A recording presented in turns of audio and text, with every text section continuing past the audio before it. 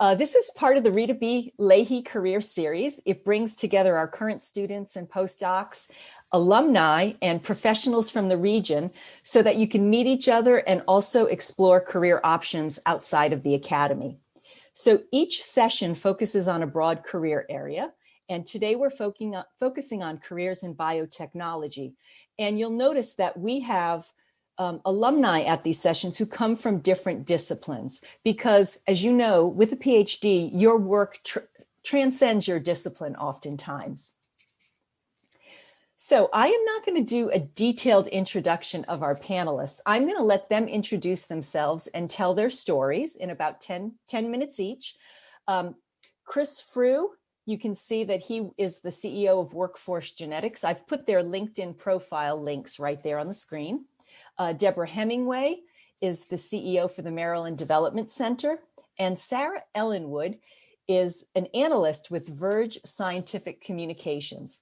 And I want to tell everyone that the universe always provides for me, and I cannot be more impressed with the collection of 3 panelists that we have today.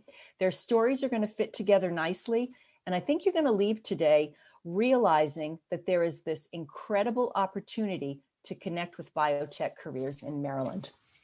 So with that said, I am going to turn it over to Chris. Fantastic. Can everybody hear me okay? Mm-hmm. Terrific. Well, I'm excited to be here. Susan, thank you so much for inviting me. It's been great to connect with you these past few weeks, and I'm looking forward to engaging with everyone you've brought together here today. Community is a part of it. You're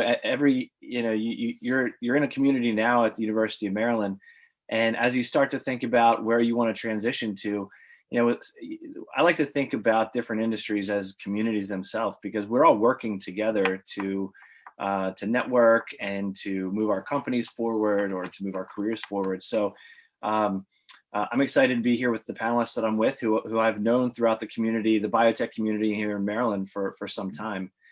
So I think our stories will hopefully inspire you and give you some ideas on things that you might be interested in your career. So as Susan said, I'm the CEO of Workforce Genetics. We are a life science search firm. So we help companies, specifically in biotech and life science, identify top talent for their companies. We work with a lot of companies at preclinical and clinical stage, moving their products forward. So those are companies that before their products have been FDA approved and moved into launch. And we work with a lot of different type of positions. So it's really exciting because I get a really awesome experience and a unique perspective. Is I get to work with founders and CEOs, and I get to work with leaders and learn all about the cool science they're doing, but also the business needs they have and the people and talent they need in order to help take their science and bring it to the patients who need them. So I feel very fortunate that I get to share that role with a lot of these companies. And I get to help people get jobs and explore their passion, which also is very, very rewarding. So we primarily focus in Maryland and the Mid-Atlantic area. There's a lot of exciting companies. For those of you that don't know the biotech market, you are in the 4th largest biotech hotbed in the country. So just outside your door, less than 30 minutes away in any direction, is a wealth of life science and biotechnology companies that need exceptional, intelligent, creative, minded people just like all of you. So Workforce Genetics has another division called BioBuzz. And actually, most people know me for that, not the search firm side of what I do. And BioBuzz has been around for about 10 years. And what we do is we support one mission, and that mission is to build a more connected workforce. So what we do is we host events. We have an online platform where we're telling stories about all the companies and the people and the technology and the industry itself in our region and all the exciting things that are happening. So we tell stories about the new companies that are being spun out of University of Maryland and the companies that Deb is working on to spin up. We tell stories about the companies as they are getting their first patents and moving into clinical trials, and we help them publish their jobs and showcase their people. So again, I have this really humbling opportunity to, go to work every day where I get to kind of be the herald for our regional industry and represent the amazing things that all these people are doing every day. So I feel very blessed that I have the opportunity to do that. And I couldn't be more excited again about the community that's here. I mean, to be in this area and be part of this life science community is just really exciting. So I know Susan wanted me to give you a little snapshot of really what does that community look like. So what is around? What's at your fingertips? So in the Maryland market, there is somewhere around 600 life science and biotechnology companies. And so these are companies that are commercializing unique IP and technology for patients. So there's, of those 600, there's a hotbed of vaccines and infectious disease or therapeutics companies. So if that's an area you're in a really great spot. A lot of that actually was highlighted. It was all kind of a hidden secret for a while, but because of the pandemic, this region has really hit the world map. We have, a half a dozen companies that are working on COVID vaccines and COVID tests and things that have really taken gotten global exposure. Companies like Emergent Biosolutions, just up the road in Baltimore and in Montgomery County. So they are a contract manufacturing company and development company. So they're working with companies like Johnson & Johnson and other companies to produce and develop their vaccines. Then you have companies like Novavax down in Montgomery County, and they're a vaccine developer. So they have been around for many years and have a proprietary technology that has, addresses a lot of different, disease elements. But, so COVID is just one of them. They have another product focused on the flu. But this market is just rich and wealthy in experience companies that are focused on creating vaccines and therapeutics. Another area, which is a really emerging area, especially the past 5 years, is gene and cell therapy. The state of Maryland invests heavily in that. So for almost a decade, there has been specific funding that goes to helping companies launch and take their technology from, a lot of times what you're working on in your PhD to commercialize that. So there's a lot of funding from the state to help do that. And it's really, this area is actually kind of where a lot of that began. I mean, gene therapy, this is where the Human Genome Project was, right down the road. I mean, this region is, some people call it DNA Valley. I mean, it's where, genetics really almost began, 20 or 30 years ago. So that industry has really hit a scale point where there's companies like American Gene Technologies who are, about to treat the first patients in clinical trials with an HIV cure. And that's not a treatment, that's a cure for HIV. And there's companies like Kite Pharma up in Frederick who have one of the first FDA approved cell therapies. It's personalized autologous cell therapies for cancer treatment. So again, one of the pioneers in the field is located 40 minutes away from you all. So these are the type of companies that really are right outside your door that you have access to.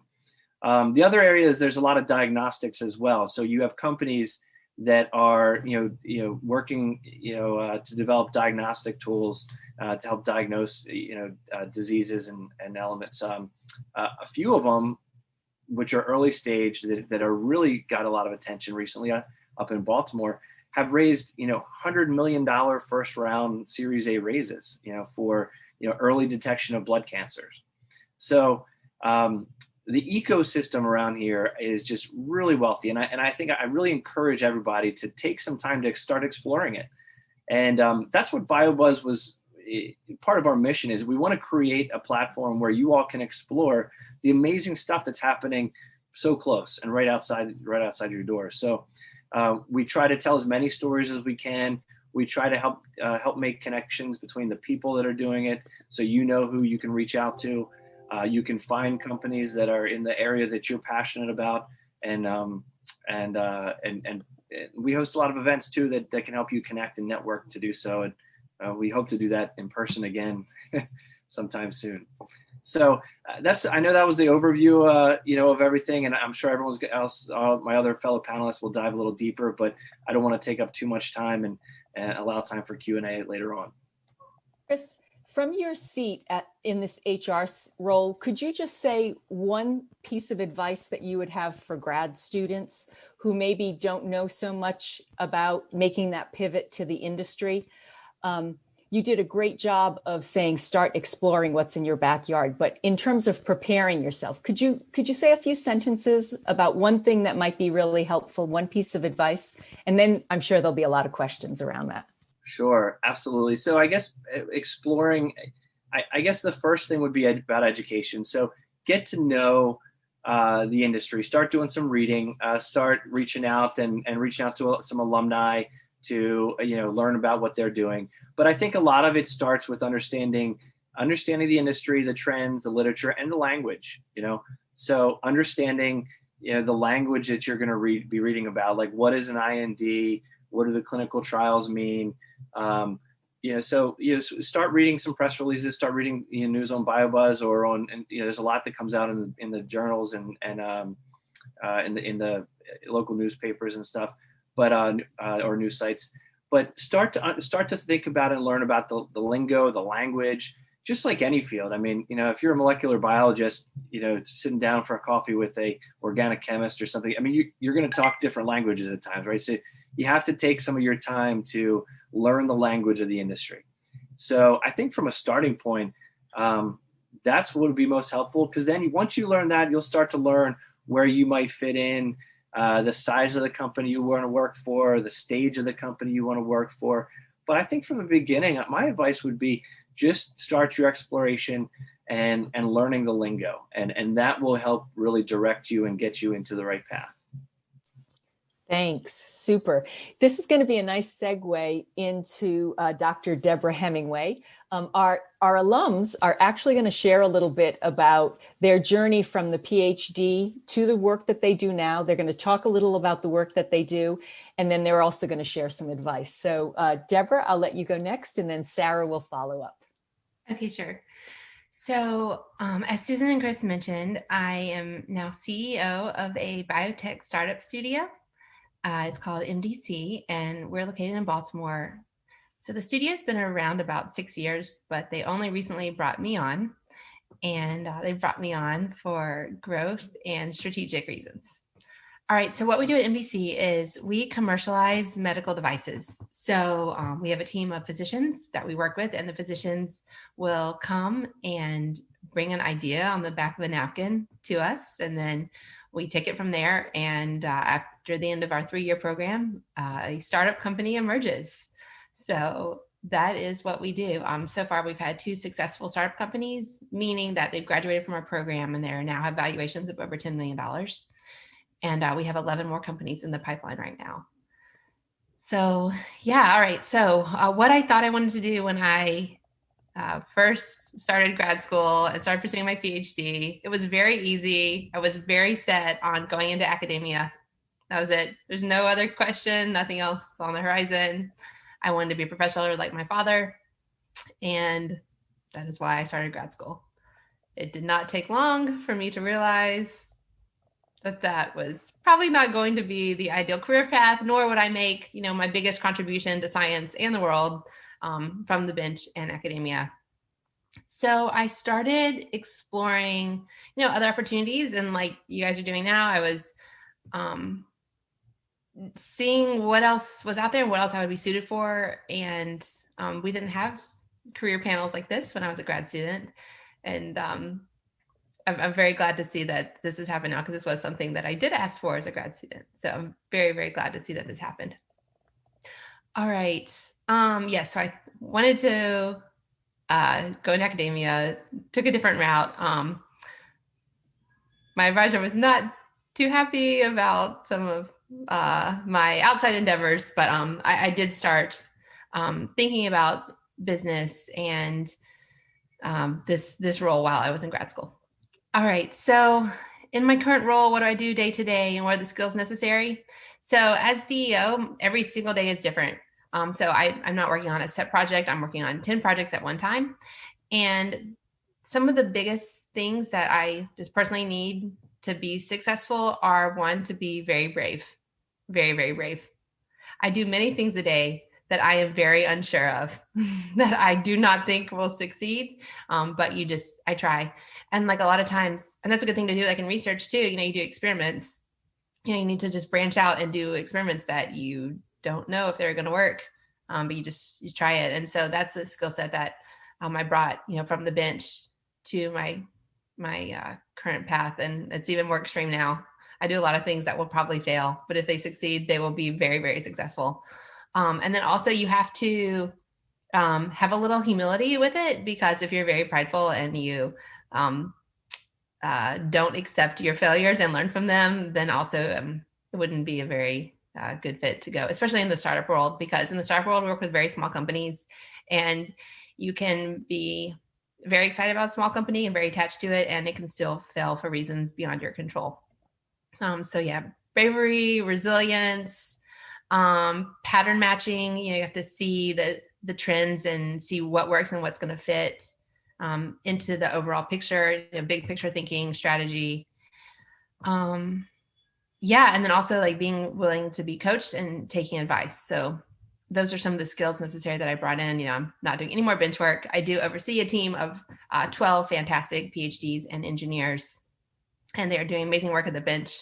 I don't even go to the lab. We hire great people. They do great things. And I just let them tell me what they're working on. So yes, not doing bench work, but doing a lot of big picture thinking. And I have to know what they're working on, because I have to see how it fits in with everything else we have going on. But big picture thinking is definitely something that I do in my current role. Okay. Also, what role has networking or mentoring played? So networking and mentoring has really been everything. Has been absolutely everything. And you can network, beyond just your advisor. So, your advisor will be very well known in his or her field and be able to make like really good contacts there. But it's also important to reach out and to find people, beyond just who your advisor knows. And they can also, if your advisor is only in academia and hasn't been in industry, because, a lot of our PIs have just, gone through the grad school into, assistant professorship and moved to tenure track and all that. And so they haven't been in industry. They might not be as well connected. So just reaching out and making connections to people who have careers that you might be interested in. And I will even mention too that to find my current role, I volunteered to moderate a panel, and the founder and CEO of MDC met me when I was a moderator and approached me afterwards, and we had coffee, and then it just went from there. So that's how I ended up in my current role, was just networking. And that was also during COVID. So it can happen, even though we're all virtual and I just see little tiny 1-inch squares on my screen, but hopefully I can connect with some of you guys afterwards. All right, so speaking of, what is my piece of advice for current students and postdocs? It is to network even during times of COVID. And are there any PIs on this call? Okay, all right. I will not say too much. All right, don't tell your advisor I said this. Get involved in things outside of your lab. I'll go off camera and say a little more. Do things other than your dissertation work. Okay, that did not come from me, but really, you guys should be making progress. Maybe wait until after you finish your qualifying exams, after you're in, when you're writing your dissertation. Yeah, but just think big picture, and that will really help you to become a really well-rounded person. And then no matter where you end up, you can have a really lot stronger skill set than things that are not like directly related to your dissertation. Also, I found that the more I had going on outside of lab, the more productive I was inside of lab. I also started a family during grad school. So that was a really big thing. And that made me super productive while I was in the lab. So anyway, just make sure your advisor's happy. Don't do anything to jeopardize your relationship with your advisor. But you can get involved in things outside the lab. And actually, I have an opportunity for everyone. I talked to Susan before this, and she gave me permission to announce that we are actually hiring grant writers and entrepreneurial leads at my company, MDC. So if you guys are interested, and also you don't have to have any experience in either of those, but if you're interested in writing grants, we will train you. We have an expert grant writer. And these are these are both paid positions. So you can also earn a little money, which is always nice when you're a grad student, kind of supplement that, TARA that you have. So yes, I will definitely add my email on here. You can also find me on LinkedIn. So yes, while looking for grant writers, no experience necessary. We do a lot of writing for government grants because when you're working with medical devices, there's a lot of non-dilutive funding, and non-dilutive funding means that people like the government or nonprofits will give you money to develop a product that's going to benefit society and not ask for anything in return. So that's the first thing that we go for at MDC is non-dilutive. And then once the technology is at a certain place, then we can start bringing in angel investors, which are wealthy people who will take a big risk and give you a little money if it's something that they believe in. But then they take a little piece of your company anyway, yada, yada. So we take grant writers. We have a lot of opportunities for grant writers at the beginning. And then we're also looking for entrepreneurial leads. And so this is someone maybe who wants to branch out and see what it's like to run a business or run a startup, because it is a big leap going from a medical device that maybe a physician just thought up, or maybe something that a PI maybe thought of in their lab or research. How do you take that and then bring that into a device that people can buy and purchase and use out in the world? So if you're interested in learning about that process, I also have a spot for you. All right, I guess that's enough from me. So I guess I'll turn the floor back over to Susan. Take it over, Sarah. Thank you.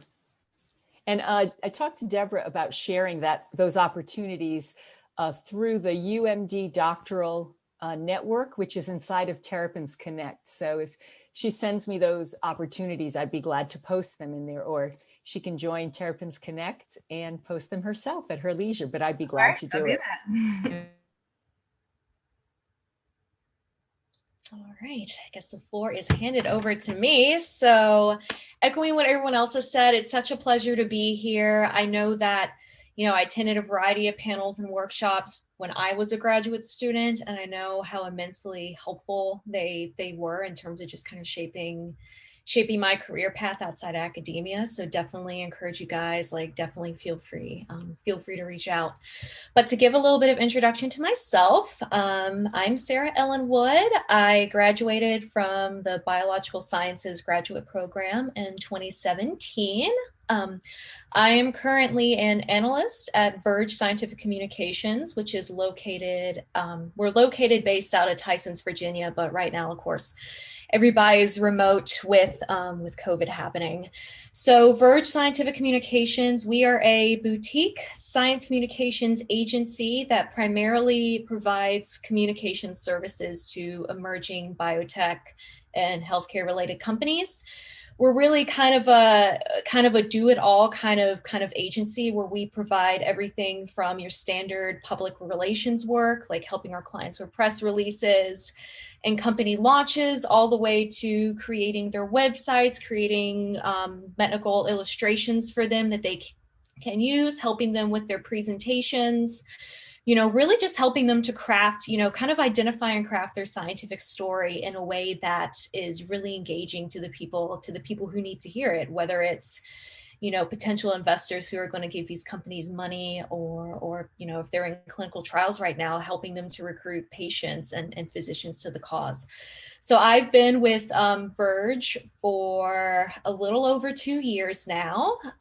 Before that, right after I finished grad school, I was doing regulatory medical writing at Technical Resources International, which is located in Bethesda, Maryland.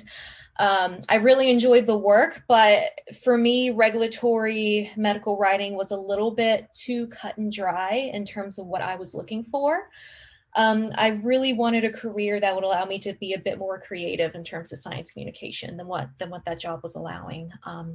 So even just kind of taking a step back in terms of why I decided to pursue this career path, I think I was probably like a third or fourth year graduate student, and it kind of, I knew from the get-go that I didn't want to do academia, but I didn't really know what else you could do besides industry position. And so I sought, I did just what you guys are doing, like doing networking, seeking out advice from people in the area, just trying to explore what was out there. And I realized I actually attended the I think it was when I attended the AAAS annual meeting that's held every year. At that particular year is held in Washington, D.C., and I had an opportunity to sneak out of the lab and go. And it was just completely eye-opening. Like, I didn't know, I really enjoyed talking about science, but I didn't know you could make a whole career out of it. And so it just completely inspired me to just really pursue science communications as my career choice. And it really was one of those things, like, I just like, it's like I like research, but I just was getting burnt out with the politics and the pipetting and the troubleshooting and all that. And what I discovered was what really empowered me and excited me was helping other scientists to tell their stories, like helping them to break out of the jargon and helping them to really say something that's impactful no matter who you're talking to. And so I guess just fast forwarding now to my time now at Verge and kind of what I do on a daily basis. It's honestly like, I'm not CEO by any means, but man, my days really vary big day by day. It's, in terms of our company, we're a very small company. We have probably about like 15 to 17 full-time employees right now, as well as kind of a team of consultants. And I was actually the first PhD that they hired on staff at Verge. And they hired me because I had that scientific lens and those scientific expertise, and I was able to like talk shop with our clients and really kind of dig deeper into their approaches in a way that other science communication agencies might not necessarily be able to do. And so since then, we have hired another PhD on staff. And that being said, I will put in the plug, and I'll put it in again, that we are looking for potential interns, PhDs who want to get their feet wet in terms of science communication. I put another plug in for that at the end. But yeah, it's really, if I were to kind of describe my primary role, it's really liaising between our team, our clients, our consultants, and being really that like scientific lens to things, like being able to dive into publications and understand what our clients are doing, and being able to take, like, it's kind of like almost speaking a foreign language. Like, I'm able to like talk super deep into what our clients are doing and with their teams, take that and make it digestible so that our creative director, who doesn't have as much experience in science, like, he gets ideas in terms of how to create their website or how to create illustrations, things like that. And so it's, I think that's probably one of the most exciting things in terms of what I do, is just being able to learn so many just cool areas of science and just seeing what these biotech companies are doing. It's like absolutely incredible. Like, we work in all kinds of different, like, our clients work in all kinds of different therapeutic areas, like everything from creating next generation cancer therapies to like completely spearheading new therapeutic approaches such as targeted protein degradation, which is a super cool emerging field. And it's so cool because I get to be on the cusp of all this and read about all this cool stuff that they're doing, but I don't ever have to grab a pipette again. And that's, I think it's just really exciting. And it's, you're constantly learning something new. You're constantly, no day is ever the same. Like, some days I am on calls all day and that's exhausting, but some days, like, I just, I spend like an hour or two brainstorming with our creative team in terms of how to bring their scientific story to life, or what key messages should we pull out.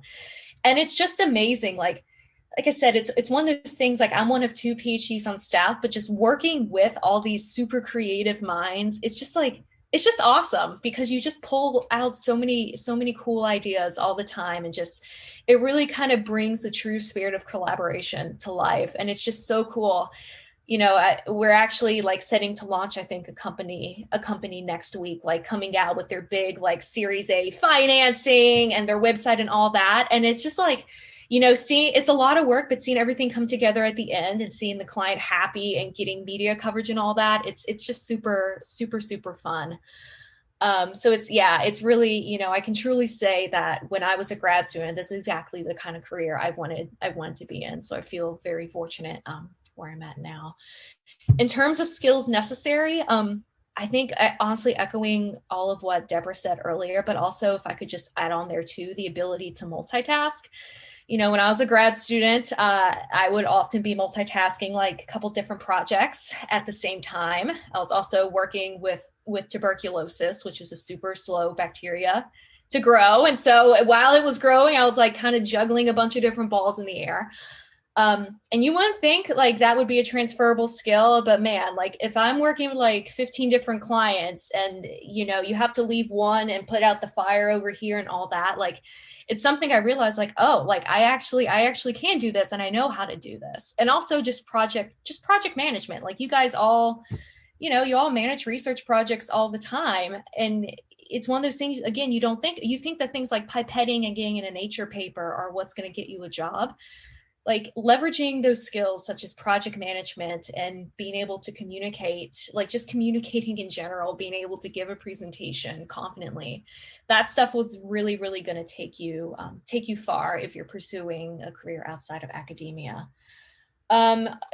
What role has networking and mentoring played? Honestly, it's been everything. It's one of those things. It's funny, like how when I look back at the connections I made, how they kind of worked out in this weird web of ways to get me to where I'm at now. Like, you know, I met Chris. It's funny, like I met Chris Frew years ago. I did some voluntary writing for BioBuzz. I was posting stuff on my LinkedIn when the founder of Verge contacted me. She connected with me through LinkedIn. And from there, I met with her for coffee and turned into this impromptu job interview.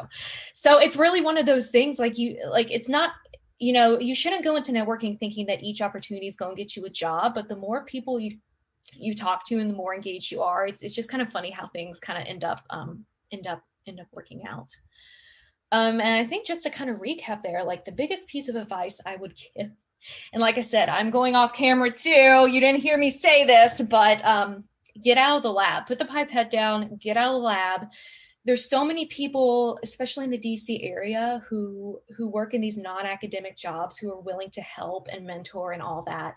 And there's so many just rich opportunities to learn about the lingo of biotech. And I can't stress enough how important it is to, you know, if you want to be competitive for kind of biotech jobs, to just knowing the language, like what's a Series A financing, what's an IND, what's all that kind of stuff is huge. So I just, you know, it's hard, but you have to do it. And I'm the same way. My PI was kind of a little bit begrudgingly about, you know, he said instead of, I could be doing a Western blot instead of going to some networking events, but I ignored him anyway and and did all these workshops, and it really ended up kind of paying off in the end. So definitely can't encourage enough, just really getting out there. And I know, you know, hopefully when we can all get together soon, we can, you know, go to networking events in person. But in the meantime, like, you know, utilize LinkedIn, you know, the resources that Susan and her team have put together.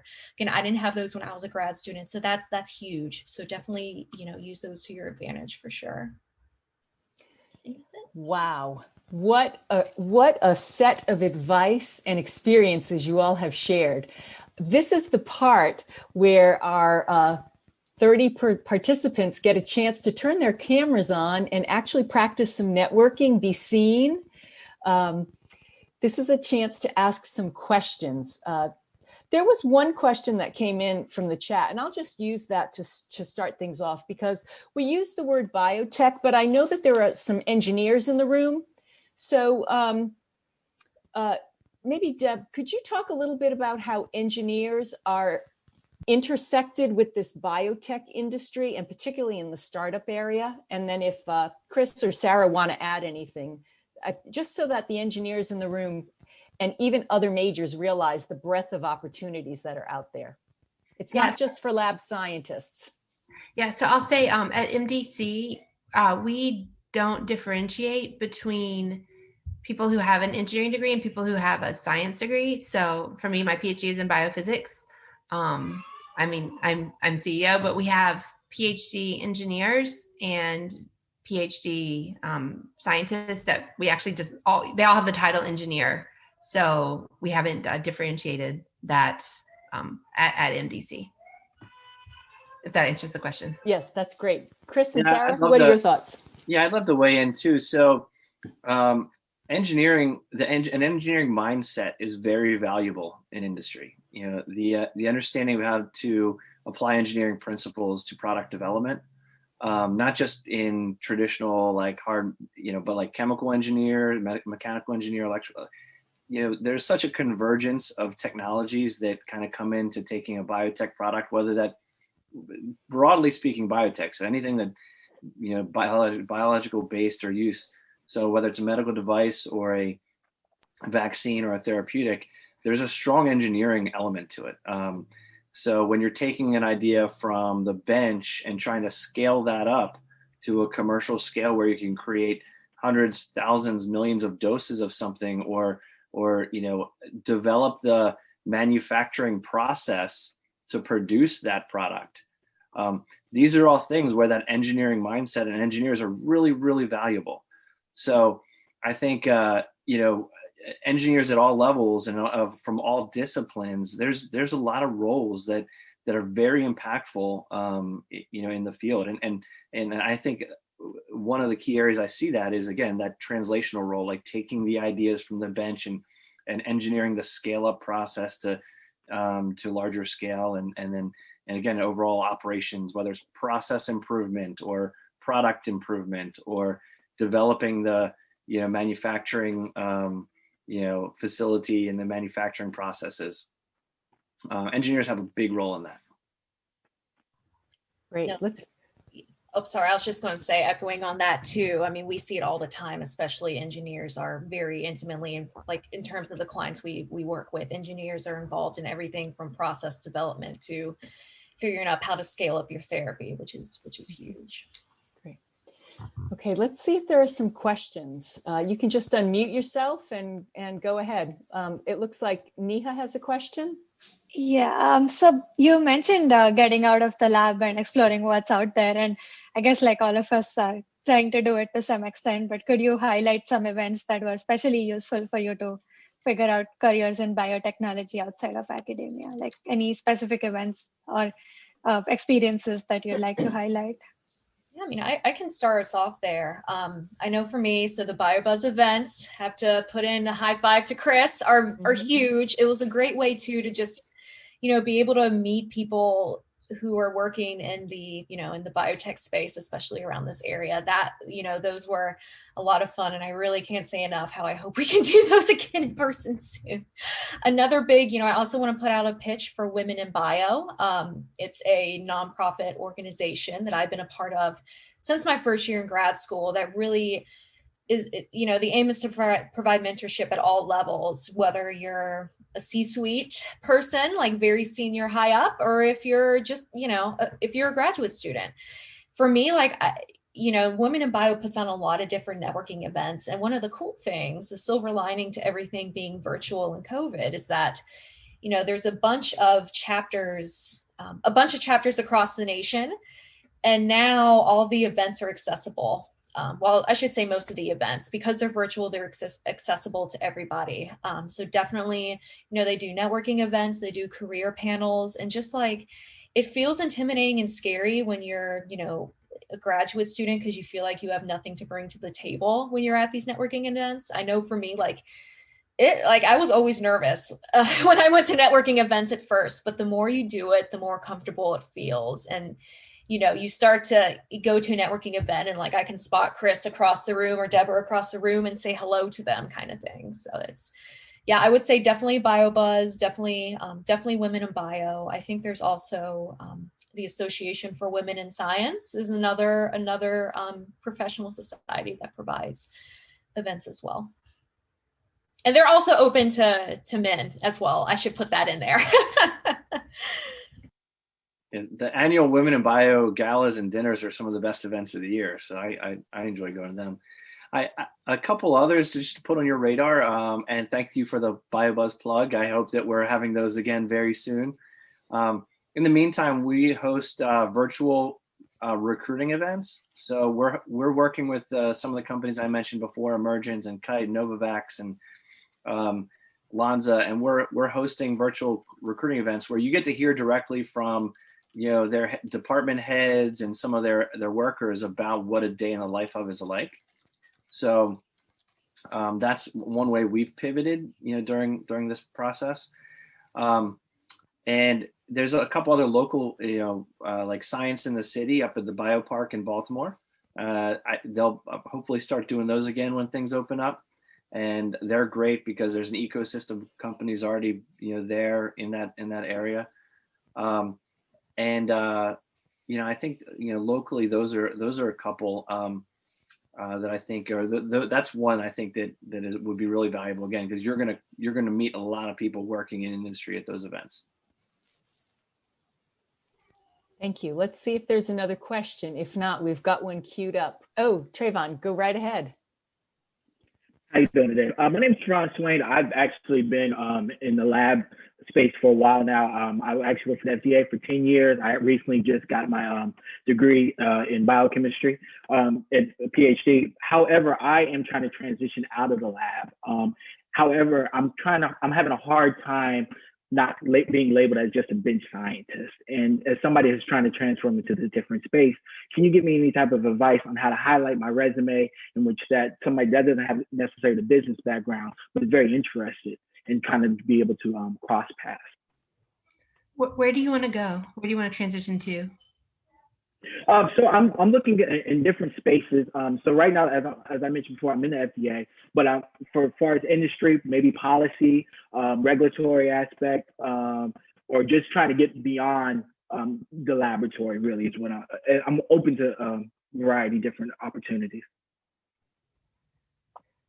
I think all three of our our think about doing would be to get connected with people who are in that space. Okay. And then find a part-time volunteer position where you can just contribute 2 or 3 hours a week to a cause, and then just start networking that way, and then build yourself up, and then you'll have things to highlight on your resume and experiences to talk about when you're looking for a position there. So yeah, just jump right in, start networking, and if you can find an opportunity to take on a small volunteer position, I'd like to see that as well. Yeah, that's great. I think that, if you can get any type of volunteer experience is good. I think a couple pieces of advice that I have often is, once you identify, and Deborah's first question was absolutely spot on, right? What is it you want to do, right? So often people will say, well, I want to move off the bench, but they don't have a clear understanding of what they want to do. And I think that, as a hiring manager, you often want to know that you're talking to someone who wants to do what you're hiring for, or wants to be in the career that they are looking for someone in. So if you can identify what you want to do, start engaging online, start volunteering, start joining the conversation, so that if you do network online, people can see that you're active. If regulatory affairs is something you're interested in, make sure you are contributing to in the online RAPS community for Regulatory Affairs Professional Society. You're commenting on other people's posts in there. You're engaging. You're becoming an active participant in the discussion. And then, as far as how you present yourself, Trayvon,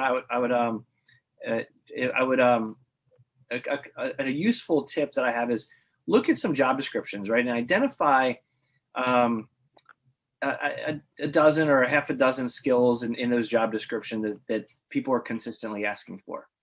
And then go back, and for each one of those, write down a couple bullet points, 3 to 4 sentences, reflecting on your past experience that relates to those skills, right? So you don't have to have done it before, but how do those skills relate to what you have done or in what you're interested in doing?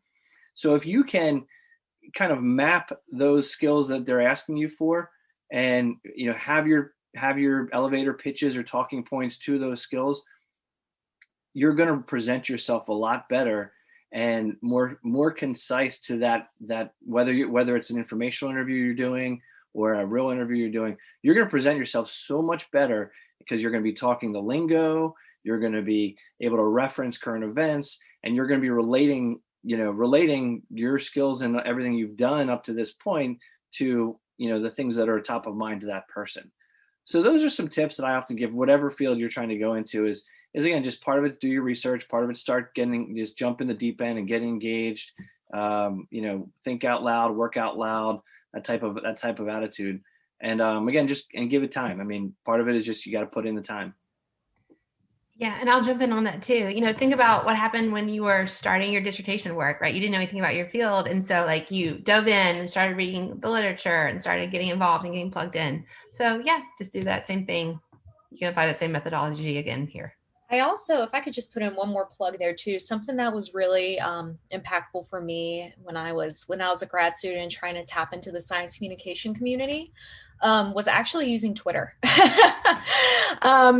There's actually, believe it or not, it's not just, funny Bernie Sanders sitting in a chair memes and dog pictures and whatnot, but it's actually like there's hashtags like hashtag biotech, hashtag SciComm.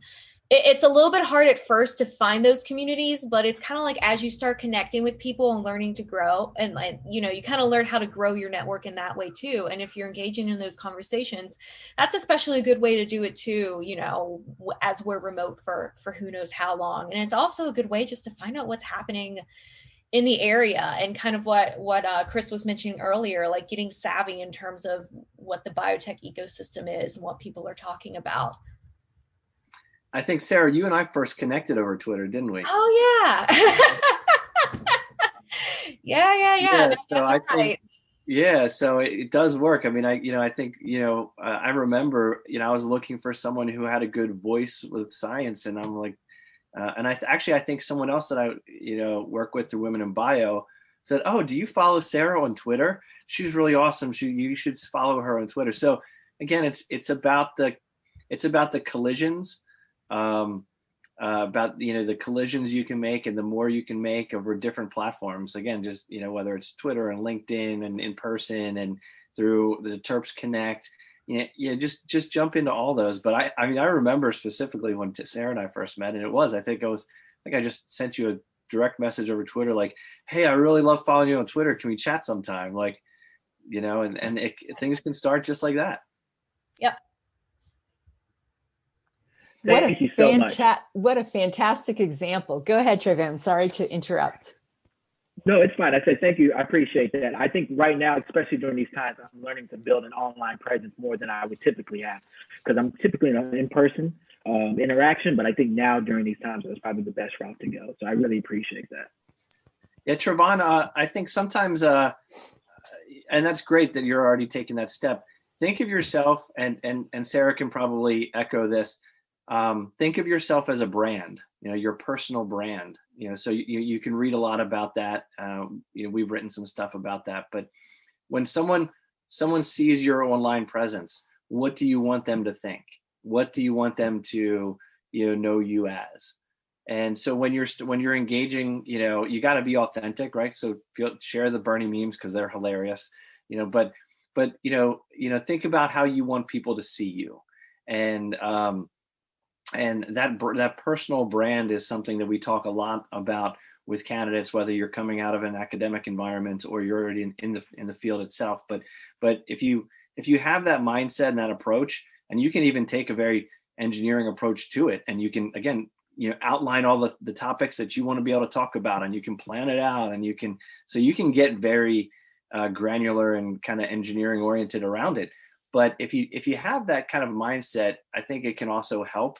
And it can sometimes take the intimidation factor away, because it's just a planned execution of your project in order to get to the brand, so that you can kind of make it a little maybe more consumable and easier for you. Thank you. We probably have time for one more question. Let's see if any students have a question, or postdocs.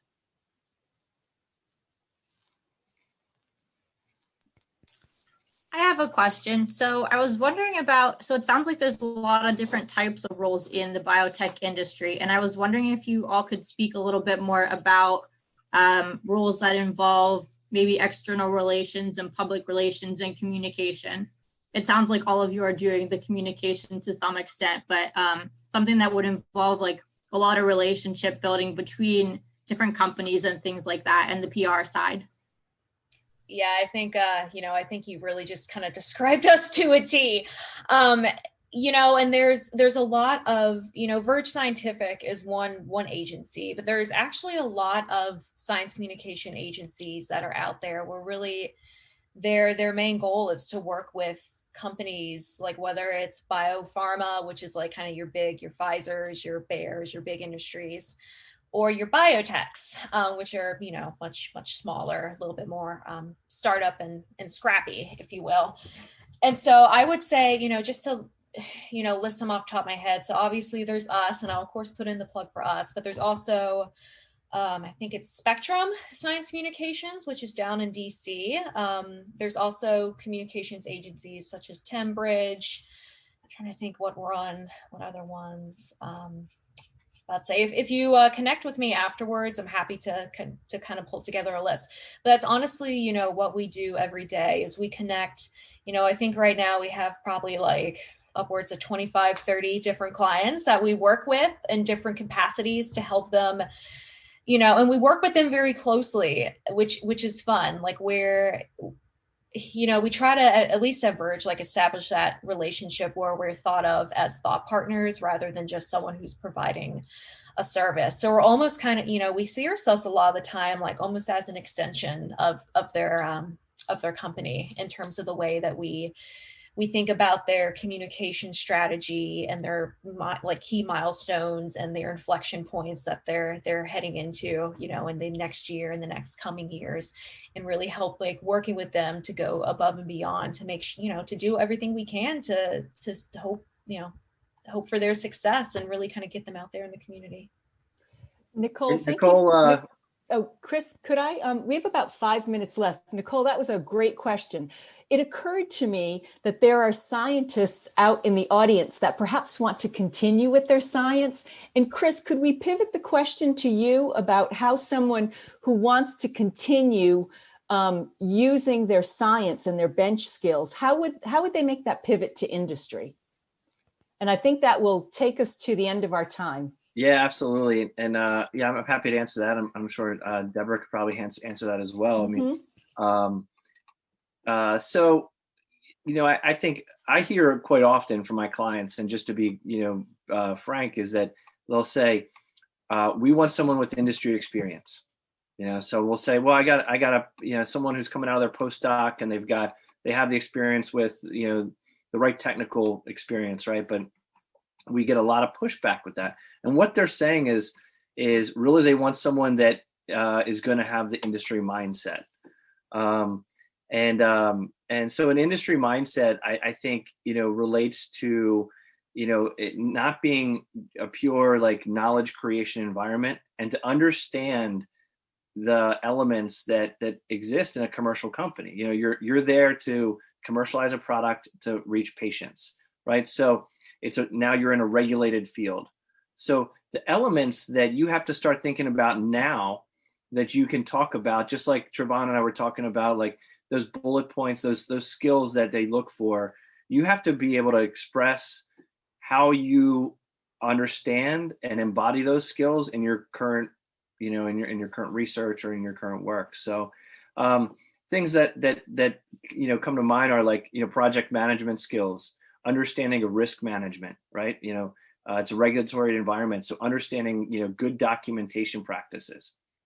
You may not be required to document all your work in as rigid a way as you are expected to in industry. But if you can articulate that, hey, I understand that this is how things are documented in industry. So I've worked hard to make sure my lab notebooks and I document everything. And so if you can articulate these things, because that's what they're looking for. If you listen to Sarah and what she does every day and what Deb does every day as well, the other thing is really articulating that you are a good collaborator and that you understand how to collaborate with people that are not just technical, but communications people, business people. If you can express and you can communicate that in your conversation, your interview process, that I understand how to work with different people, different experiences, to be able to tell stories about it in order to achieve your goals, that'll translate better to what people look for in more of an industry role. And that's still on research or on the bench or no matter what, but it's that understanding of that there's a cadence that happens when you're working in industry. There's a certain cadence and timeline and milestones. So they really want people that can do that and that understand and are regimented around a especially the regulatory and documentation type stuff that is so important, when you're in the field or you're in the industry. So I think those are some initial thoughts on that. But again, I think a lot of it comes back to how you can practice those things. So if you get involved, do your informational interviews, understand, personally what these elements are that companies are looking for. And then you can start thinking about what you're doing every day and how you can apply and how you can groom those skills, whether through internships or volunteer or even just in your daily practice. I think that those are helpful tools to when you start interviewing. Thank you. And I know our time is so short together. I'm going to stop us there. I would love to have everyone unmute and just give a round of applause and say thank you so that our panelists can hear that there were humans out there. Unmute yourselves. Thank you. Hey, thanks a lot. There's definitely some useful information that came out of this. Thank you. Thank you. Thank you. Okay, before we wrap up, I'm sharing my screen. Could you please tell us what you thought and do the evaluation at go.umd.edu Leahy eval? That would be wonderful. Our panelists put their email addresses or ways to contact them in the chat box. Recordings are available, and my website has this wonderful, easy to remember Go link, the go.umd.edu PhD career info. I know not all of you read my newsletter. It comes out roughly every 2 weeks. I try to keep it quick and easy to read. You can register for all of the events. I did a screenshot from my own email. It always says PhD Career Updates newsletter. So if you're not reading it, please, please, please read it. And mark your calendar for the end of April. We are going to be doing the PhD Career Pathways Conference. We thought it would be in person. It's looking like it's not going to be in person this year, so we're still finalizing the format. But there will be more panelists, just like you had today, involved in that event. So I want to thank our panelists again. Of course, our panelists, if you have a few moments and want to stick around and chat, that's great. But we are so respectful of your time. I asked you for an hour and you generously gave of it. And I am so, so appreciative. Thank you everyone for attending, and please pay attention to the notices about other upcoming events for PhDs like you. And network, network, network. Thank you. I'm going to stop the recording now.